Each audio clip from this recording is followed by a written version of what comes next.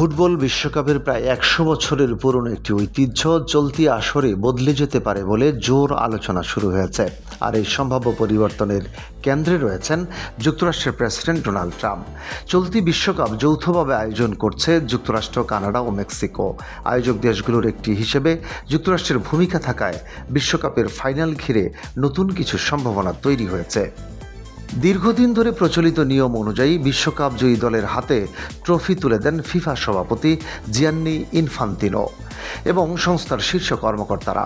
সাধারণত পুরস্কার বিতরণী মঞ্চে রাষ্ট্রপ্রধান বা বিশেষ অতিথিরা উপস্থিত থাকলেও ট্রফি প্রদানের দায়িত্ব তাদের হাতে থাকে না। তবে এবার সেই চিত্র বদলে যেতে পারে বলে বিভিন্ন সূত্রে জানা গেছে।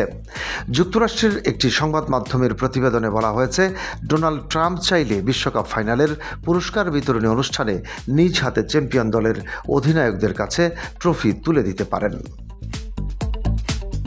প্রতিবেদনে আরও বলা হয়, এ ধরনের সিদ্ধান্তে ফিফার কোনো আপত্তি থাকার সম্ভাবনা নেই। সংস্থার বিধান অনুযায়ী রাষ্ট্রপ্রধান হিসেবে ট্রাম্পের বিশ্বকাপ ট্রফি স্পর্শ করার অধিকার রয়েছে, ফলে তিনি চাইলে সেই সুযোগ কাজে লাগাতে পারেন। ফিফা ইতিমধ্যে ফাইনাল উপলক্ষে আয়োজক ৩ দেশের রাষ্ট্রপ্রধান, প্রশাসনিক প্রতিনিধি এবং ফুটবল সংশ্লিষ্ট গুরুত্বপূর্ণ ব্যক্তিদের আমন্ত্রণ জানিয়েছে, যদিও ট্রাম্পের উপস্থিতি এখনও আনুষ্ঠানিকভাবে নিশ্চিত করা হয়নি।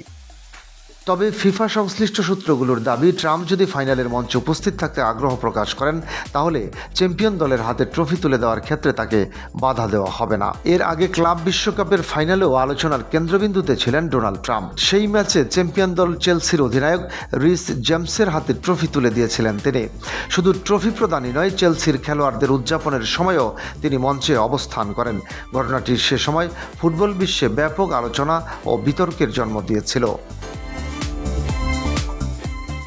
সেই অভিজ্ঞতার পর থেকেই ধারণা করা হচ্ছে, বিশ্বকাপ ফাইনালের পুরস্কার বিতরণীতেও ট্রাম্পকে গুরুত্বপূর্ণ ভূমিকায় দেখা যেতে পারে।